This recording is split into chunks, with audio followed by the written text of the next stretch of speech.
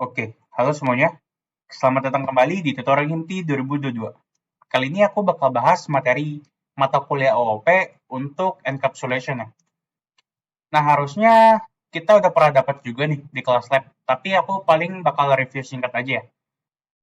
Nah, buat memulainya, kita buka aja Eclipse kita, lalu kita bikin create a Java project. Paling aku aktifin Zoom itu dulu ya. Nah, kita buka aja di sini, lalu pencet yang create a Java project. Setelah itu, kita kasih nama aja, misalnya aku kasih nama main, lalu tinggal klik finish aja. Nah, setelah sudah dibentuk, kita buka aja dan kita bikin kelas baru. Kita klik kanan di bagian src ini, kita tinggal klik kanan aja, lalu pilih yang new dan pilih yang class. Kita klik kanan di src, pilih yang new, sama pilih yang class. Buat teman-teman yang belum tahu ya. Nah, ini aku lanjut aja. Setelah kita udah pilih new terus class, ini aku kasih nama misalnya main. Lalu jangan lupa juga kita centang yang public static void main string args. Yang ini. Kita jangan lupa centang juga ya. Ini aku biasa centangin semuanya aja. Gitu. Sama ini tadi aku kasih nama main. Nah, setelah itu kita klik finish aja. Dia udah kebikin nih kelas baru namanya main ya. Gitu. Nah, seperti biasa kita langsung aja di dalam metode yang public static void main ini, kita bikin aja new main. Gitu. Nah, biar apa? Biar dia bisa akses yang ini ya, metode yang ini. Karena udah dipanggil nih, metode yang public main ini. Atau konstruktornya. Gitu. Nah, karena kita bakal bahas mengenai encapsulation, paling aku jelasin singkat dulu ya, encapsulation ini apa. Sesuai dengan namanya, istilahnya itu encapsulation kayak suatu pembungkus dari data ya. Gitu. Dia merupakan suatu pembungkus dari data di dalam suatu unit, istilahnya seperti itu. Atau bisa kita bilang di dalam kelas. Nah, bicara soal pembungkus, kita juga punya namanya di Java itu access modifier. Ini harusnya teman-teman juga udah pada dapat, paling aku kasih tahu singkat aja. Ada namanya default, lalu ada namanya protected, lalu yang ketiga ada namanya private, sama yang terakhir yang mungkin paling sering kita pakai public ya. Gitu. Default ini kalau misalnya kita nggak kasih tahu access modifier apa, dia secara langsung ngasih tahu nih kalau misalnya dia itu default gitu.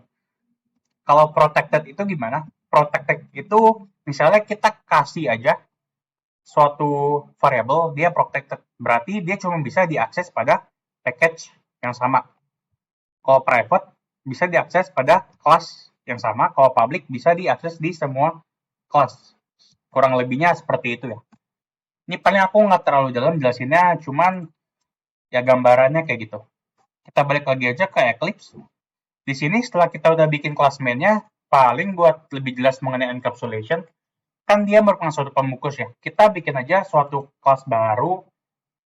Nih, sama kayak tadi ya, kita tinggal klik kanan di package, default package ini. Lalu kita pencet new sama pilih yang class. Nih, kita pilih yang default package, terus klik kanan aja. Kita pilih yang new sama pilih yang class. Nah, kalau misalnya teman-teman udah, misalnya di sini aku kasih nama player. Misalnya karakter game itu kan dia punya player ya. Ya udah, kita nggak usah centang yang tadi, langsung finish aja. Gitu. Nah, di sini dia udah kebikin ya kelas baru di dalam package yang sama gitu. Nah, yang ini apa? Yang ini teman-teman nggak usah hirauin ya. Anggap aja nggak ada. Itu di Eclipse aku dia emang agak sedikit kayak gitu ya. Cuman ini kebacanya itu tetap di dalam package yang ini, default package. Gitu. Jadi teman-teman ini abain aja ya. Gitu. Nah, paling kita pindah aja ke kelas player-nya. Nah, biar enak nih, paling aku gedein dulu ya. Buat tulisannya. Sorry. Bentar, ini karena aku pakai zoom it, dia Ctrl plus nggak bisa. Ini aku exit dulu zoom it-nya. Oke, dia harusnya bisa, buat tulisannya harusnya udah aman ya. Ini aku nyalain dulu zoom it-nya lagi. Nah, paling kita coba aja di dalam sini ya, public player ini kita bikin misalnya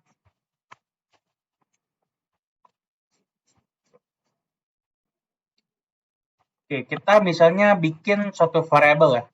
Ini paling aku kasih nama aja string name. Kan player ada namanya. Terus dia punya misalnya integer attack gitu ya. Attack-nya itu dia berapa banyak sih gitu. Nah, di depan ini kan kita belum kasih tahu ya access modifier-nya. Oh ya, tadi aku ganti i-nya huruf kecil, sorry.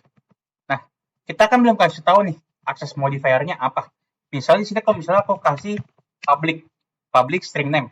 Sama yang di sini aku kasih aja public integer attack. Gitu. Nah, kita balik lagi aja. Kita save dulu, terus kita balik lagi ke kelas yang main. Misalnya di sini aku bikin objek baru player sama dengan new player. Gini.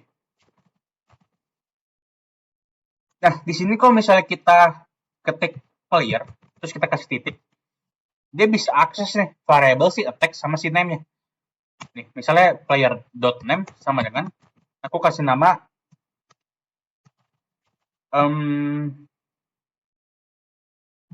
Ani gitu ya. Terus player.attack. Dia misalnya sama dengan 12 gini. Ini typo harusnya pakai K. Oke, 12. Nah, kalau misalnya di sini aku sys out, aku print misalnya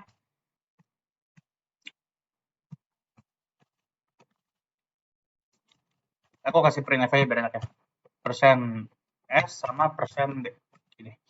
Terus di sini aku tinggal kasih player.name sama player.attack. Nah, misalnya gini, kalau misalnya aku coba jalanin, kayak sini dia muncul ya, ada Ani sama 12 gitu. Nih, Ani sama 12. Jadi dia bisa akses si name sama si attack ini karena kenapa? Karena di kelas playernya kita bikin access modifier itu sebagai public gitu. Nah, gimana sekarang coba kita ganti aja jadi private ya.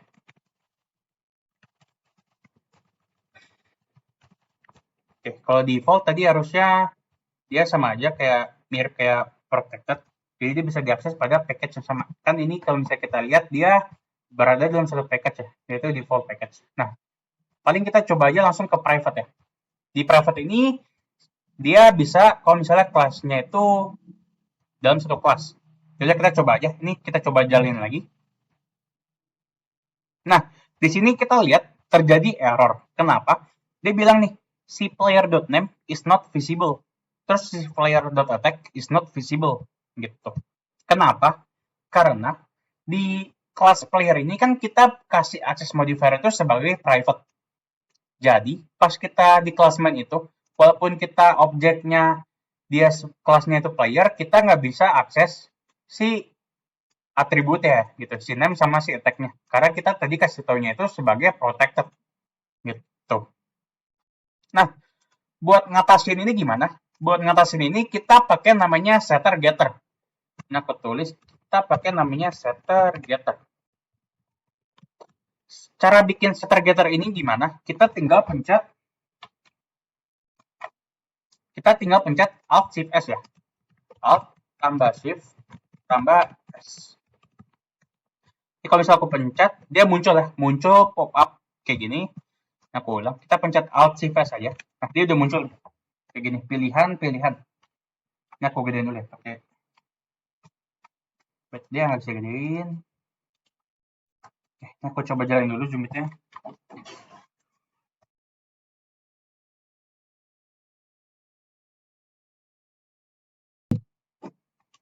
Oke, gini ya. Kita klik aja Alt Shift S. Terus aku gedein. Nah, Di sini ada pilihan yang generate jitter setters. Yang ini. Ada pilihan yang ini ya. Kita klik aja gitu. Lalu dia bakal muncul kayak gini. Nah, di sini kan kita ada dikasih nih pilihan si attack sama si name. Gitu. Kita tinggal centangin aja satu-satu, atau teman-teman kalau misalnya mau pencet yang select all ini juga bisa ya. Ini aku ganti warna merah. Teman-teman bisa pencet yang select all, atau teman-teman bisa centangin aja satu-satu. Ini terserah ya. Preference aja sih. Ya udah, aku biasanya tinggal pencet yang select all.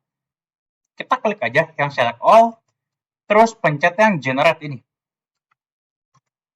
Pencet yang generate ini. Nah, kalau udah, oke, ini aku pindahin ke atas ya. Ini aku copy, aku pindahin ke atas.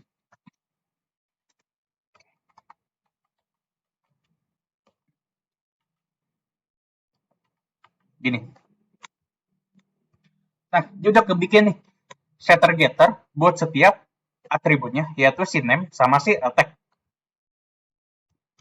Dia udah bikin metode-metodenya nih, kayak public string get name, public void set name, dan lain sebagainya. Dia udah bikin metode-metodenya seperti itu. Nah, ya udah, kita karena tadi permasalahan itu kita nggak bisa akses atribut secara langsung ya, karena tadi kita kasih akses modifier itu private. Nah, cara pakainya gimana? Kita tinggal balik lagi aja ke class main. Lalu di sini karena dia nggak bisa kasih assign langsung, kita tinggal kasih aja kayak gini. Kita tinggal kasih aja kayak gini.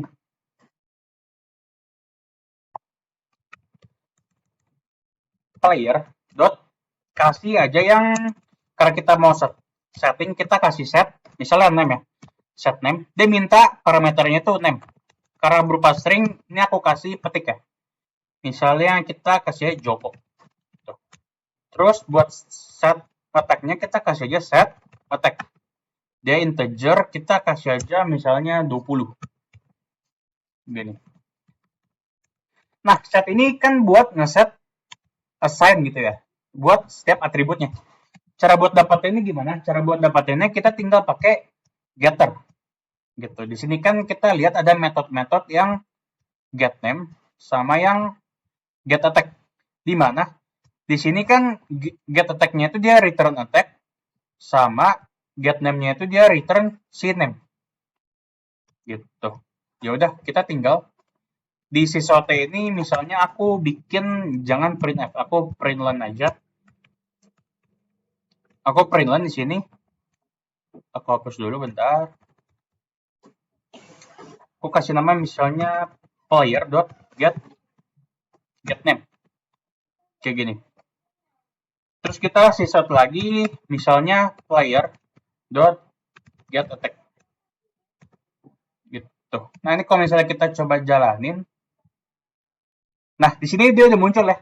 Get name-nya itu Joko, sama get attack-nya itu nilainya 20. Kalau misalnya teman-teman lihat. Gitu.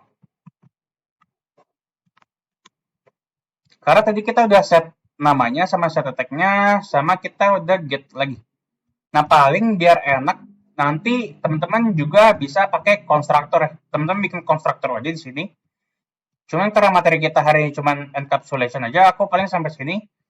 Thank you teman-teman buat yang udah dengerin. Selamat belajar.